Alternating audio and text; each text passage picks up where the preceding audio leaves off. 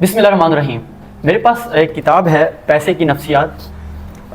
Morgan ghusl کے ایک chapter ہے مایوسی کی لالچ۔ جب ہم مایوس ہوتے ہیں تو ہم زیادہ لالچ کرتے ہیں کہ ہم مزید اور مایوس ہو جائیں، ہمیں امید دینے والا زہر لگتا ہے۔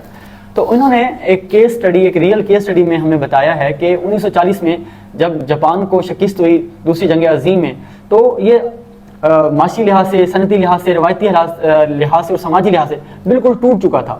1946 میں پھر انہوں نے کیا کیا کہ انہوں نے قحط کا سامنا کیا، کھانے کے لیے کچھ نہیں ہے، فی بندہ 800 کیلوریز بھی نہیں مل رہا۔